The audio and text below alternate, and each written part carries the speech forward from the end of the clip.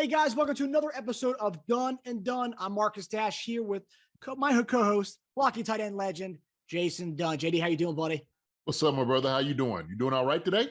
I'm doing great, man. It's Raiders week, and we're coming off a win from another pirate organization in the Bucs, so pretty psyched about it. Oh yeah, man! Come on, Monday Night Football. Raiders coming to Arrowhead Stadium. Raiders are coming in. Guess what? We got something for them jokers too. Believe me. So we're gonna put a lot of pressure on them suckers when they come in. I guarantee they one thing they won't do. They're not gonna come in and step out on that logo like they did last time. Got their tails handed to them. So, hey, they know better. So, yeah, man, Monday Night Football. We're going to be there. We ready. It's Raider week, baby. Raider week. Do you have any memories from playing on Monday Night Football? We didn't really get into that on our show, but do you have any memories from playing on Monday Night Football? I mean, how special was that for you to play Monday Night Football? Because that's like everything, every kid, sings the theme song and stuff. It's a big deal, Monday Night Football. Yeah. It is. I have some good memories, some bad memories. Monday Night Football, but everybody's watching. That's the one game during the week that everybody's going to be watching to see what you do, and so you front and center for all your good things and bad things for everybody to see and talk about. Maybe congratulate. But yeah, I had some. There's been some memories. Monday Night Football. I remember I got hit one time against Dallas on Monday Night Football, laid out, and it was a good hit. And I remember the trainers came out there to me. This is when I played with Philly. They were just like, Jason, I said, look, man, don't touch me. Because if you touch me, everybody gonna know that I got hurt. And so I stood up, kind of shook my head off a little bit. But this is when Charles Haley was playing. And after I got hit, I was right on the Dallas sideline when I got hit. And Charles Haley's like, Dunn. Ooh. It was just crazy, just wow. But that, man, Monday Night Football is one of those things you just cannot forget. Just the lights, the whole ambiance, the whole environment, and then it's gonna be over at Arrowhead too. Ooh, man, I can't wait. I can't wait for this game. Yeah, I think our last Monday night game was the Giants game on Monday night, which was kind of a we won that game. It was an ugly win, but yeah, Giants. Yeah, that was an ugly win, but we'll take a win. So if you want more, JD, and more about this preview to the Monday night game against the Raiders, tune into our channel, Chief Concern, subscribe to that as we preview week 5 against the Raiders. And this week we have former Chiefs quarterback Tyler Thigpen. I know it's a fan favorite for a lot of you guys out there, but Tyler Thigpen comes on and gives us a lot of insight from the quarterback perspective and also previews Raiders week for us. So, for those of you who are turning in, to Dunn and Dunn for the first time, the show's pretty simple. JD gives us guys he's not concerned with and the guys he is concerned with headed into week 5 against the Raiders based on what he saw last week against the Buccaneers. And final segment is the Dunn and Dunn segment where JD goes off on a tangent on something that really needs to be talked about. So with that, JD, you ready to rock? Yes, let's go. Let's rock and roll, baby.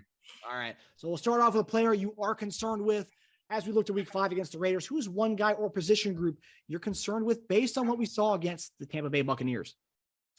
Man, one group or guy that I'm concerned about. It's really tough this week because everybody played phenomenal last week against Tampa Bay. I mean, we went out there and showed, man, that we are that type of team. This is who we are. And it was important to establish that. It really was important to establish that. So if I'm gonna take in, and I'm just gonna say concerns, I just when I'm looking at, I'm thinking it's gonna be on our tackles, our offensive tackles, okay, our O-line offensive tackles. I think they're gonna have to be wearing the sombrero this week. You have to get ready. You have to put the cape on, okay. OBJ, Wiley, get ready, okay. Chandler Jones and Crosby are coming to eat your lunch. Wiley had a great time against Crosby last time, was blocking him to death. He used to blocking him. I guess his old college teammate going against him or whatnot. But OBJ's been laboring a little bit. Okay. Hope his knee is better. But I know he's been kind of trying to get back into form. That's why it's so important for training camp for guys to be out here, right? For guys to be ready, because you just never know these little nicks and stuff like that. You try to want to get it done early in camp. If you can go ahead and get it treated and stuff, then You just never know. But hopefully he's in full form, okay? Because he's going to have his hands full. His hands full this week. So that's my concern. Just watching him because they got to make sure they keep 15 upright. If they keep 15 upright, he's going to pick them apart. And so I definitely got the Chiefs winning handily, 31-17. But it's going to take those guys on the outside, those bookends, to make that happen. Yeah, and Chandler Jones is still looking for his first sack with the Raiders, so this might be a good spot for him to try to get that against a division rival. So, he'll be coming out looking to get a sack and earn that money he's making. Absolutely, no doubt about it. And so, like I said, what better team to do it against than the Chiefs? The Red Hot Chiefs, who are 3-1. And so they're trying to come in, man. And look, I always say this: the division game is always one of the toughest games you play, especially a rival like this that's been over years. The history of the Chiefs and the Raiders playing each other, from Al Davis, to Lamar, to the coaches coming from over here to where it is now. It's just all these different things. Them driving around the stadium in a bus. Then, we didn't know. Yeah, right. Okay. We see what you did. We ain't forgot about it. You came out here, put your cleats and everything on and stood on the logo. All right. And we sent your butts home packing.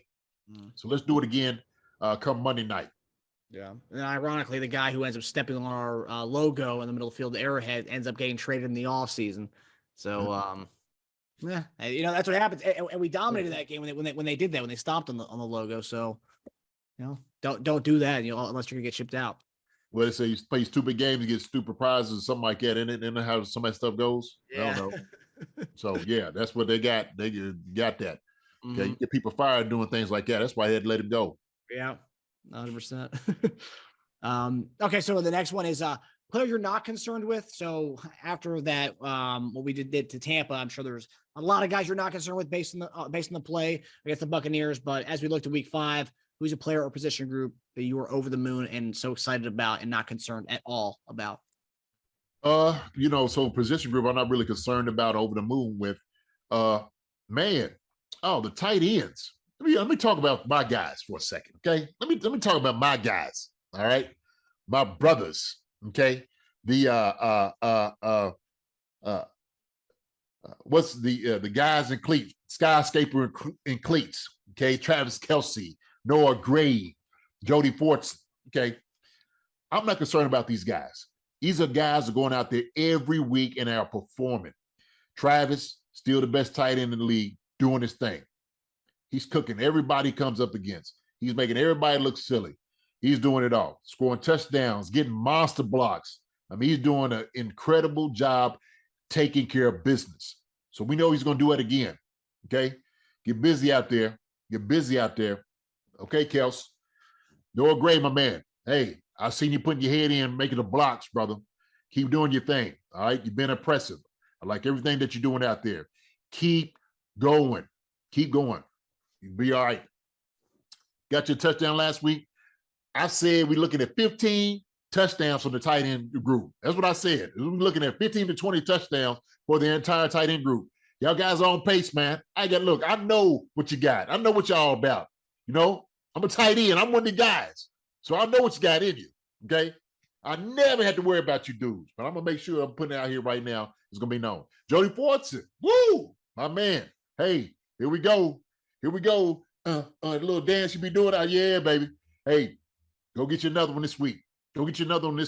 Okay? So you keep rocking. Glad to have you back. But y'all three guys, three amigos, hey, let's go. Get it out there. Put it out there. Hey, go out there and play lights out football. Put the Raiders to bed. Y'all all, hey, tight ends got 3 touchdowns last week. How about this week do the same thing? On Monday Night Football, 3 touchdowns from the 3 tight ends. So that's what I don't have no concern about. My brothers, we're the guys that do it all, jack of all trades, wear all the hats, the Swiss Army knives, okay? The big sexies, skyscraper and cleats. My guys, the tight ends. Not worried about them at all. Yeah, and for those who don't know, JD went on Carrington Harrison's radio show in the preseason and told Carrington that Jody Fortson would have 8 touchdowns this year, and Carrington Harrison thought that was wild and wacky. And JD he's got Jody's got 2 right now, and he just needs 6 more, and JD's correct, and he's on pace for that as of right now. He's got 2. He's got 2. Before it was like, I don't know how you're gonna get it. Travis got to get it. He got 2. That's what I know. Okay. And we keep counting. This week we're looking for 3. Then it's like, okay, maybe I'm not so crazy. All right. Hey. You know your tight ends. Hey, that's one thing. My tight ends, man. Yeah. Don't second guess JD on his tight ends. He knows them too well. That's right. All right. Okay. So now it's time for the Done and Done segment where JD will spout off on something he feels needs to be talked about. So JD, my man, what is grinding your gears this week? I said it on Twitter, and I said it, and I'm going to say it again about these things that need to be said. Okay. What needs to be said is we need to understand that calling plays is a collaborative effort. It's a collaborative effort. And it's very important that we understand that EB is part of that play calling structure with Andy. Okay. These guys all get together. This is nothing that's different. It's not something insane and all the tempo and stuff like that. These guys work together. That's how it works. And so when we sit there and we say these things about EB, like we're dismissing him on his contribution and he doesn't really call the plays and all those things. Yeah, actually, you not only are you dismissing and being slanderous against EB, but also too, what you're doing is you're saying Andy is incompetent as a coach because of the guy he hired to be his offensive coordinator. See, I wouldn't think that Andy would actually get a guy and put OC by his name if he wasn't going to be that. I don't think Andy's a guy that has to always micromanage everything that's going on the field with his coaches. I don't think that's necessary. And then listen, let me put a talk, okay? A close talk here. Does it make any sense for Patrick to get so upset with Bieniemy if he's not calling the plays? Why was that? Why pick him out? But because he had the wrong deodorant on? Was it because he said something during the time when he threw the ball? I don't know.